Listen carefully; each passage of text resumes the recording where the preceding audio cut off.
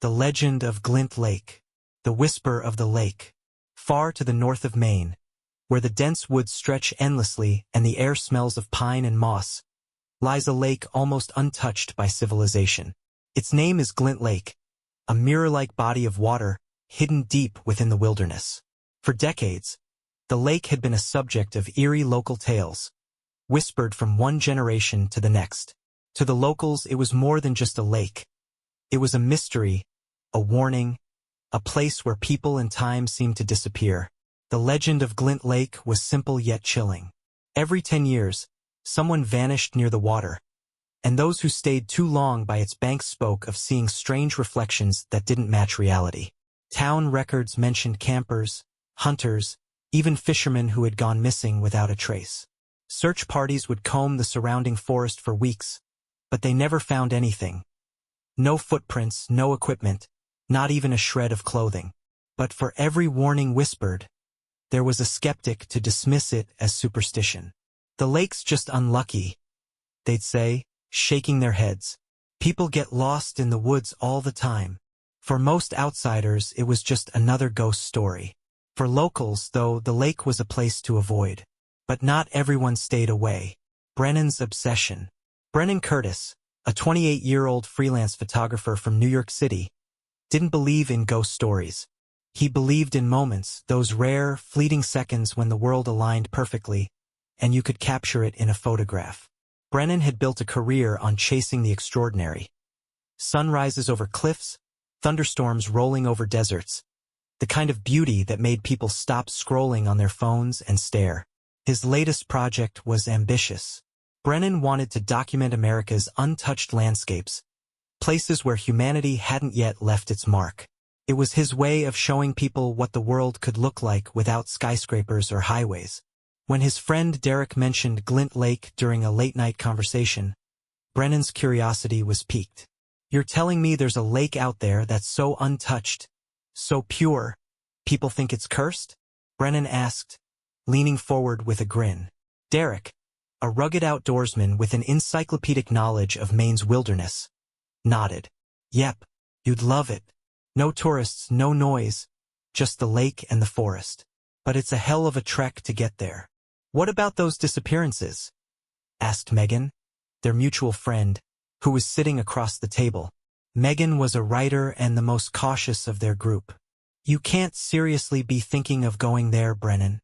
"That's what makes it exciting," Brennan replied. "Think about it. A lake so pristine, it's practically a legend. And besides, disappearances? Come on. It's probably just bad weather or people getting lost." "You're insane," Megan muttered, shaking her head. "Come on, Megan," Derek teased. "Aren't you the one always saying you need inspiration for your next novel? What's better than a spooky lake?" "I'd rather keep my feet on the ground, thanks," she said, but there was a flicker of intrigue in her eyes. The fourth member of their group, Nick, chuckled. "Count me in," he said. "But only because someone's got to keep you idiots alive out there." Nick was a firefighter, practical and level-headed, with a dry sense of humor that often balanced Brennan's impulsiveness. Between the four of them, they made a good team. Brennan the dreamer, Derek the navigator, Megan the storyteller, and Nick the protector. By the end of the night, the plan was set. They'd spend a weekend at Glint Lake, camping by the water's edge and exploring the surrounding wilderness. Brennan couldn't wait. The journey begins. 2 weeks later, the group piled into Derek's beat-up SUV, loaded with camping gear, cameras, and enough supplies for 3 days. The air buzzed with anticipation as they left the last traces of civilization behind and entered the Maine wilderness. The drive took them down narrow, winding roads that seemed to grow smaller with each mile. The GPS lost signal hours ago, leaving Derek to rely on an old paper map. Megan sat in the passenger seat, occasionally glancing at the map but mostly staring out the window at the dense forest. "I swear, if I hear banjo music, I'm turning this car around," Megan joked, breaking the silence. "Relax," Derek said. "We're miles from the nearest person. That's the point." Brennan leaned forward from the back seat. "How much farther?" "Another hour, maybe less," Derek replied. The road eventually turned into a dirt path, and the SUV bounced and jolted as it navigated the uneven terrain. When they finally reached the trailhead, it was late afternoon. A wooden sign, weathered and nearly illegible, marked the entrance to the trail. Glint Lake 7 miles. They unloaded their gear and set off on foot. The trail was overgrown, a clear sign that it wasn't frequently used. Brennan carried his camera strapped to his chest, ready to capture anything interesting along the way. The forest was alive with the sounds of birds and rustling leaves, but it felt different. The air seemed heavier, the shadows darker, as if the trees were holding their breath. Creepy, isn't it? Megan said, breaking the silence. Nick shrugged. It's just a forest. You city people read too much into this stuff. Brennan smiled but didn't respond. He was too busy looking through his camera, trying to capture the interplay of light and shadow among the trees. As they walked, Derek began sharing stories about the area. The locals say the lake is cursed because it's too perfect, he said. They think anything that beautiful has to be hiding something. Great, Megan muttered. But seriously, Derek continued, there's a story about a hunter who camped here in the 1940s. He wrote in his journal about hearing voices coming from the water at night. He thought it was just the wind, but when he looked, he saw. Derek, stop, Megan interrupted. I don't need to hear this right now. You're no fun, Derek teased, but he dropped the subject. The sun was low in the sky by the time they reached the lake. It was breathtaking, clear and still, reflecting the orange and pink hues of the sunset like a sheet of glass. The air was cool, and the only sound was the faint rustling of leaves. Wow, Brennan whispered, raising his camera. This is it. This is the shot. Setting up camp. They found a clearing near the water's edge and set up their tents. Brennan's excitement was contagious, and even Megan seemed to relax as they built a fire and cooked dinner. As darkness fell, the lake became even more surreal. The water reflected the stars perfectly, creating the illusion of a second sky. But there was something unsettling about it, too. An unnatural stillness that made the group speak in hushed tones. You ever notice how quiet it is? Nick said, breaking the silence. What do you mean? Brennan asked. No frogs, no crickets, ni criplaid. Just nothing. Come on, man, Derek said. Don't start freaking us out. Megan, however, had noticed it too. The lack of sound was unnerving, as if the forest itself were holding its breath. The first night, later that night, as they sat around the fire, Megan asked, So, what do you really think happened to the legend of Glint Lake the first night as the fire crackled? The group sat in a loose circle, sipping hot drinks and staring out at the black, glassy water. Brennan, always the storyteller, was eager to shift the mood. What do you think really happened to those people who went missing? Megan had asked, her voice quiet as though afraid of waking something nearby. Brennan grinned. The boring answer is that they probably got lost or fell into the lake and drowned. Derek snorted. Boring, yeah, but probably true. Or, Brennan continued, lowering his voice dramatically, what if there's something in the lake? Megan rolled her eyes, but there was an edge to her annoyance. Like what? A monster? Come on, Brennan. Not a monster, he replied, leaning forward so the firelight danced across his face. Something else. Maybe it's the lake itself. Nick gave him a skeptical look. You're saying the water swallows people up? Why not? Brennan said with a shrug. Think about it. Every culture has stories about places that pull you in. Forests, mountains, rivers. Maybe this lake doesn't just take people physically. Maybe it takes something else. Like what? Megan asked reluctantly, unable to hide her curiosity. I don't know, Brennan said, gesturing toward the water. Memories, souls, time. Who knows? Okay, enough, Derek said, tossing a stick into the fire. You're creeping everyone out, and we haven't even been here for a full night. But Brennan wasn't done. You know what I noticed when we got here? He asked, his voice softer now. The lake is too still. No ripples, no movement, even when the wind picks up. Doesn't that strike you as odd? The group fell silent. Nick broke the tension with a dry chuckle. It's just a lake, man. Beautiful, sure, but it's not magic. Yeah, Derek agreed, though he didn't sound entirely convinced. You're overthinking it, Brennan.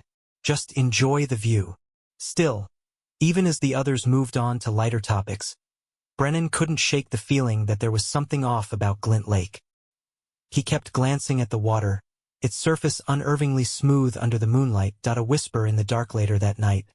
After the fire had burned low and the group had retreated to their tents, Megan lay awake, listening to the silence. She wasn't usually one to let ghost stories get to her, but something about this place felt wrong.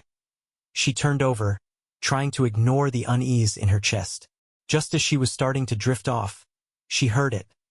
A faint sound, so soft she thought she might have imagined it was a whisper, coming from outside her tent. Megan froze, her breath catching in her throat. She strained to listen, but the sound was gone. It had been brief, almost like a sigh, but it was enough to send a chill down her spine. Megan, her name. It was faint, almost swallowed by the night, but it was unmistakable. Megan? She sat up, her heart pounding. Derek? She called out in a hushed voice. Nick? Is that you? No answer. Gathering her courage, she unzipped the tent flap and peered outside. The campsite was still, the fire reduced to embers. The others' tents were closed, and there was no sign of movement. Megan stepped out into the cool night air, her flashlight in hand. She scanned the area, the beam of light cutting through the darkness. Megan? The voice was clearer now, coming from the direction of the lake. She turned toward the water, the light reflecting off its glassy surface. For a moment, she thought she saw something. A figure standing at the edge of the lake, half obscured by the shadows. Who's there? She demanded, her voice trembling.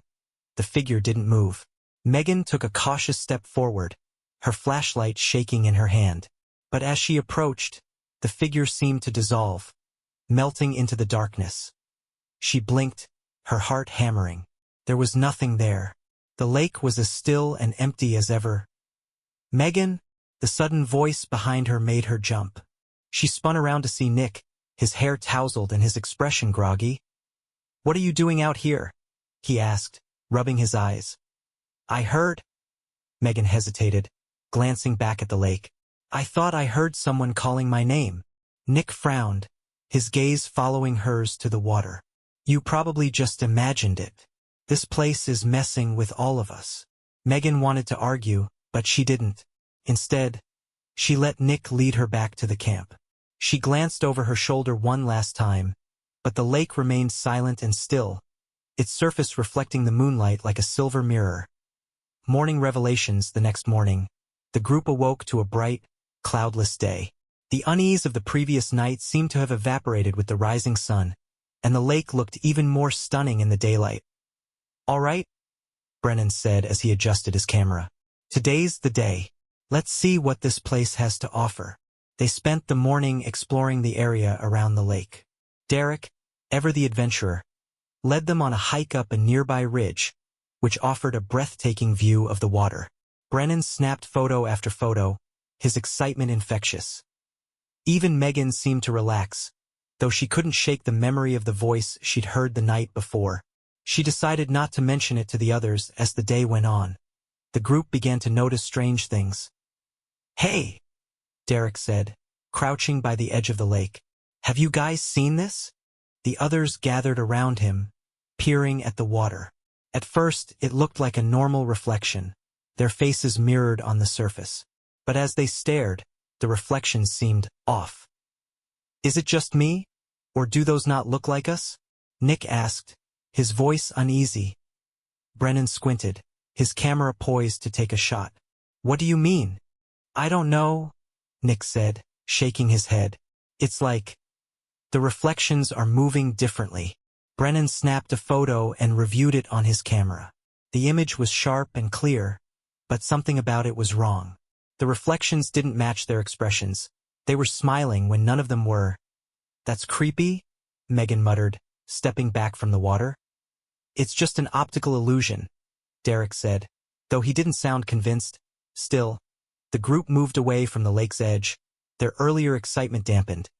The shadows grow as the day turned to evening. The group returned to their campsite. Brennan couldn't stop thinking about the photos he'd taken.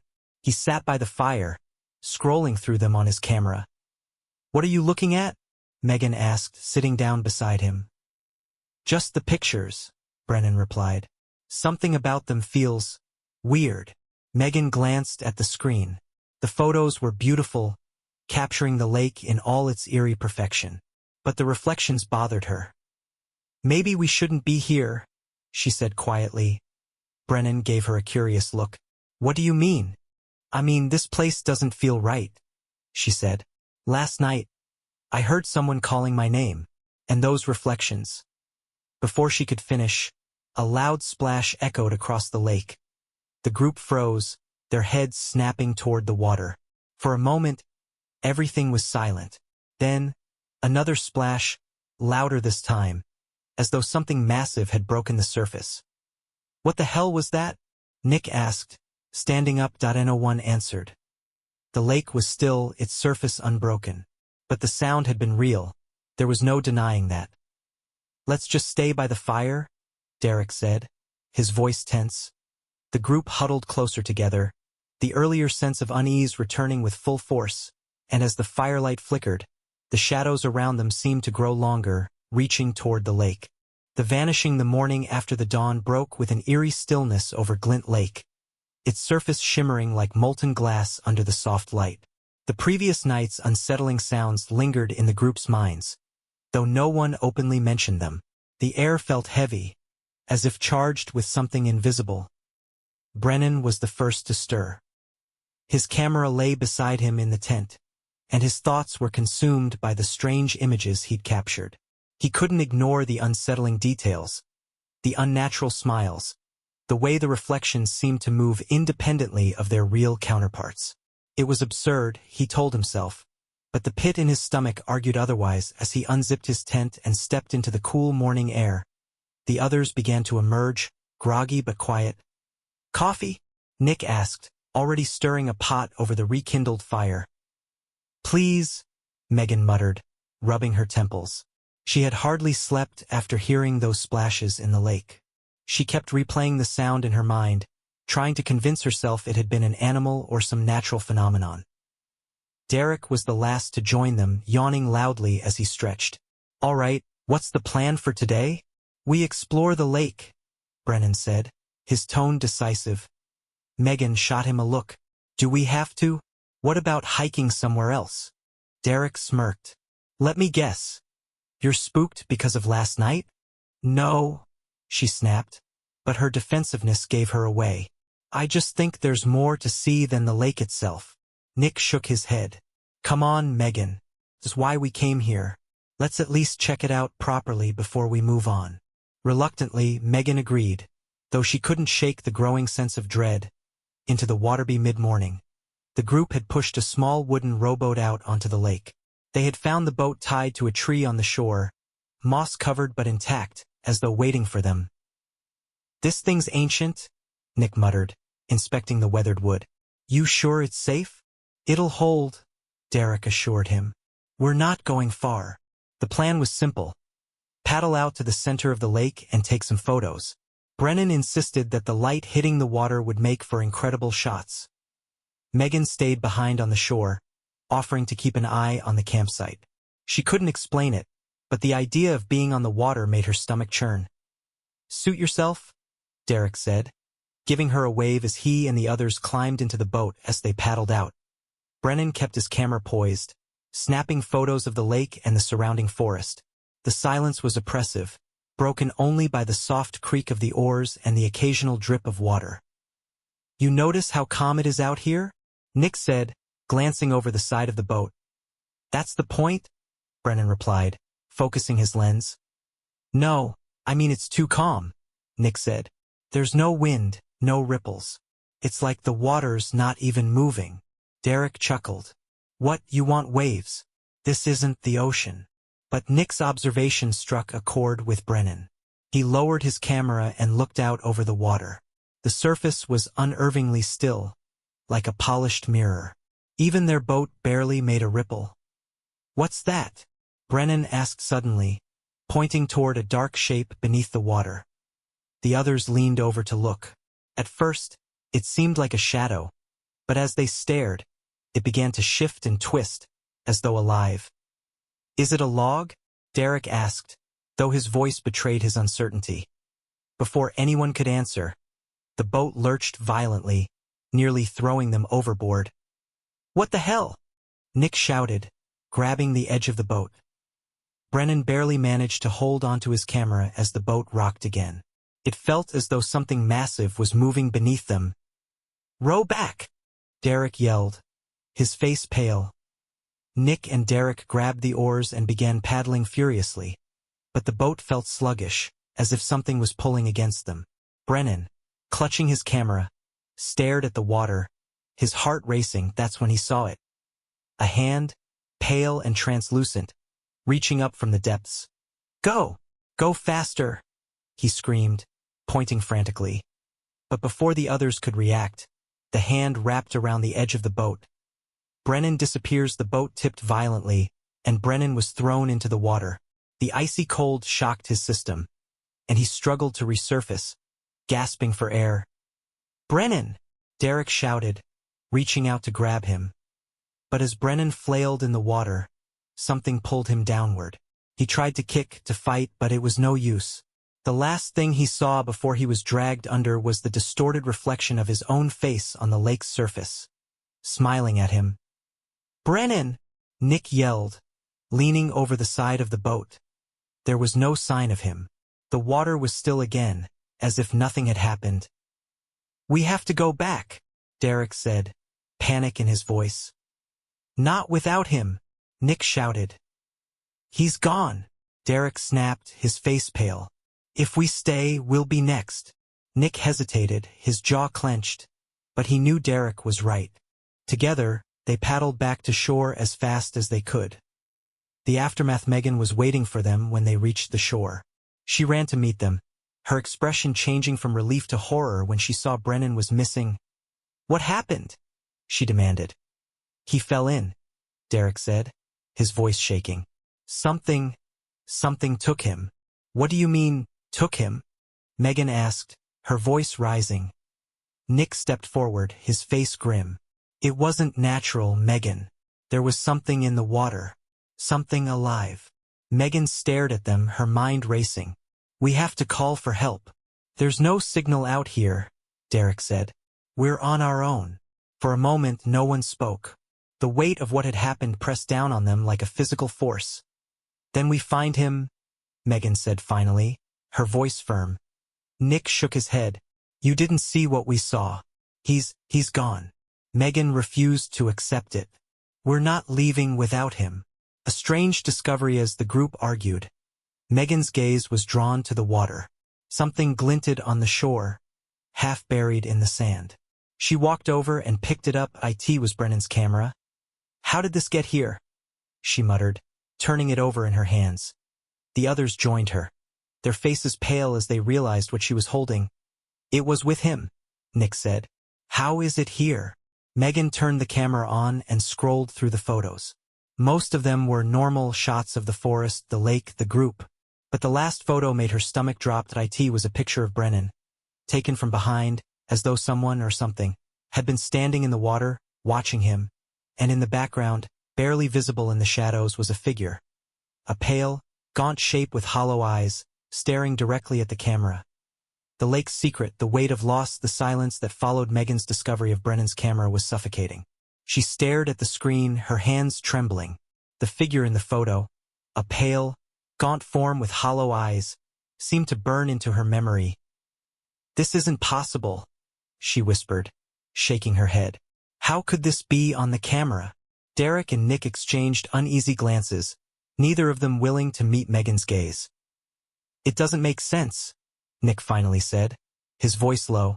"Brennan fell in and the camera was with him. How did it end up here?" "It's the lake," Derek muttered, almost to himself. "What are you talking about?" Megan demanded, her voice sharp. Derek hesitated. running a hand through his hair. Look, I don't know how to explain it, but this place isn't normal. You saw the reflections yesterday, Megan. And now Brennan. This isn't just a freak accident. There's something wrong with this lake. Nick turned toward the water, his expression unreadable. The surface was calm again, deceptively serene. So what are you saying? That the lake is alive? I don't know, Derek snapped, frustration breaking through his fear. But whatever's happening, it's not natural. We need to leave. No, Megan said firmly. Nick and Derek turned to her, startled by the conviction in her voice. We're not leaving him, Megan said. If there's even a chance Brennan is alive, we have to find him. Megan? Nick said softly, placing a hand on her shoulder. You didn't see what we saw. He didn't just fall in. Something took him.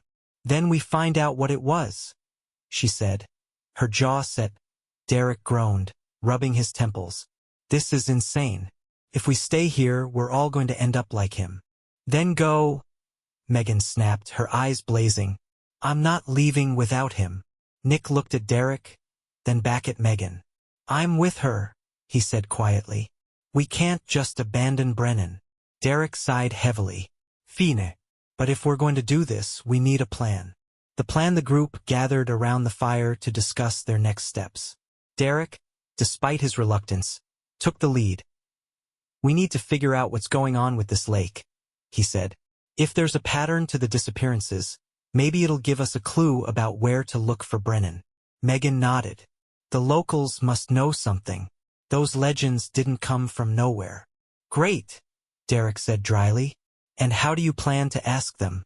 It's not like we can just drive into town. Megan's eyes narrowed. We don't need to. Brennan brought his research with him, didn't he? They rummaged through Brennan's bag, which had been left at the campsite. Inside, they found his notebook, a worn leather journal filled with notes, sketches, and maps. Here, Megan said, flipping through the pages. He wrote down everything Derek told him about the lake. Look, there's something about the disappearances. The group leaned in as Megan read aloud. Every 10 years, someone vanishes at Glint Lake. Locals believe the lake is cursed, but no one knows why. Survivors, if you can call them that, report seeing strange things. Reflections that don't match reality, voices calling their names, figures in the water. Figures in the water, Nick repeated, his voice hollow. It gets worse, Megan continued. Some accounts describe people returning from the lake, but they're different. They don't remember who they are, or they speak in riddles. And in some cases, they vanish again, this time for good. Derek swore under his breath. Great. So even if we find Brennan, he might not be himself. Don't say that, Megan snapped, her voice trembling. Nick placed a calming hand on her shoulder. We're not giving up on him, Megan. We'll figure this out. The lake's lure as they pored over Brennan's notes. The sun dipped lower in the sky, casting long shadows across the campsite. The lake seemed to glisten with an unnatural light, drawing their gazes like a magnet. We should stay away from the water tonight, Nick said firmly. Whatever's in there, it wants us to come closer. Megan nodded, but her eyes lingered on the lake. She couldn't explain it, but she felt a pull, as though the water was calling to her as the night deepened. The group stayed close to the fire, trying to keep their fear at bay. But the lake didn't let them rest. The first sound came just after midnight, a soft ripple, like a stone skipping across the water. Nick stiffened, his hand moving to the flashlight beside him. Did you hear that? Another ripple, louder this time. Then a faint whisper, Megan? Her head snapped up, her breath catching in her throat. It's him, she whispered, rising to her feet. Megan, wait, Derek said, grabbing her arm. She shook him off, her eyes fixed on the water. He's out there. I heard him. Nick stepped in front of her, blocking her path. It's not Brennan, he said firmly. You know that. But Megan didn't listen. She grabbed a flashlight and started toward the lake. Nick and Derek exchanged a glance before hurrying after her. The shadow beneath the trio stood at the edge of the lake, the beam of Megan's flashlight cutting through the darkness. The water was perfectly still, reflecting the moon and stars like a second sky. "Megan," Nick said, his voice low. "Please, let's go back." She ignored him, stepping closer to the water. "Brennan!" she called, her voice echoing across the lake. For a moment, there was no response. Then, slowly, the surface of the water began to ripple. "Do you see that?" Derek whispered, his voice trembling. The ripples grew stronger, radiating outward from a single point. A dark shape emerged beneath the surface, growing larger and larger. "Megan, get back," Nick said, pulling her away from the water. The shape stopped just beneath the surface, and for a moment, everything was silent. Then, without warning, a hand shot out of the water, pale and skeletal, its fingers grasping blindly. Megan screamed as Nick yanked her back, the hand missing her by inches. "Run!" Derek shouted, grabbing the flashlight and shining it on the water. The beam illuminated the shape beneath the surface. A gaunt, human-like figure with hollow eyes and a twisted grin. It stared up at them, unmoving, as though waiting for something. The group sprinted back to the campsite, their hearts pounding. A desperate choice back at the fire. They collapsed onto the ground, gasping for breath. "What the hell was that?" Derek demanded, his voice shaking. "It was him," Megan whispered, tears streaming down her face. "It was Brennan." "No," Nick said firmly. "That wasn't him. It was something else." "We need to leave," Derek said, pacing frantically. "We need to leave right now." Megan shook her head. "I'm not leaving him. I don't care what you say." Nick looked between them, torn. Finally, he sighed. "If we're going to stay, we need to figure out what's really going on. And we need to do it fast." Megan wiped her tears and nodded. "Agreed. Brennan's notes mention survivors. Maybe they know something we don't." "Fine," Derek said reluctantly. "But if we don't find anything by morning, we're leaving, no arguments." The group huddled closer to the fire, their fear growing with every passing moment. The lake was watching them. They could feel it. And in the distance, faint and haunting, came the sound of a voice calling their names. The truth beneath a new resolve. The night dragged on with agonizing slowness. The group huddled close to the fire, their eyes darting toward the lake every few seconds, half expecting the pale, hollow-eyed figure to rise from the water and approach their camp. The faint whispers hadn't stopped. They came intermittently, echoing through the night like a haunting lullaby. Megan was the first to break the silence. "We can't just sit here. If Brennan's alive, he doesn't have much time." "Megan, you saw what we saw," Nick said, his tone firm but not unkind. "That thing wasn't him. Whatever this lake is, it's messing with us." "But the camera," Megan shot back. "That photo, something or someone put it there as a sign. He's trying to reach us." Derek groaned, running his hands over his face. "Look, even if you're right, what are we supposed to do? Dive in and hope for the best? We don't even know what we're dealing with." Megan grabbed Brennan's notebook and began flipping through the pages. "We don't, but someone else might. His notes said there were survivors, people who came back from the lake. Maybe they left something behind. Clues. Anything." "Okay," Nick said cautiously. "Where do we start looking? We're in the middle of nowhere." Megan pointed to a crude map Brennan had sketched in the notebook. "Here," she said, tapping the page. "There's an old ranger station about 2 miles from the lake." Brennan circled it. "If anyone left records of what's happened here, they'd be there." Derek shook his head. "You want to hike through the woods in the middle of the night? Are you insane?" "We can't wait until morning," Megan insisted. "The lake, it's stronger at night. We've all felt it. If we're going to find answers, we need to act now." Nick sighed, glancing at Derek. "She's right. Sitting here isn't helping anyone. Let's check out the ranger station. If there's nothing there, we'll regroup and figure out our next move." Reluctantly, Derek agreed. The group packed their gear, extinguished the fire, and set off into the dark forest, guided by the pale light of the moon. The ranger station. The forest was unnervingly quiet as they made their way toward the ranger station. Every step felt heavier, as though the air itself was trying to push them back toward the lake. After what felt like an eternity, the small, dilapidated building came into view. It was overgrown with vines, the windows broken, and the door hanging slightly ajar. "This place looks like it hasn't been touched in years," Nick said, shining his flashlight over the weathered exterior. "Let's hope the records are still inside," Megan said, stepping forward. The floor creaked ominously as they entered. The interior was cluttered with old furniture, scattered papers, and a thick layer of dust. A desk sat in the corner, its drawers half open, and a rusted filing cabinet leaned precariously against the wall. Derek began rifling through the desk while Megan and Nick focused on the filing cabinet.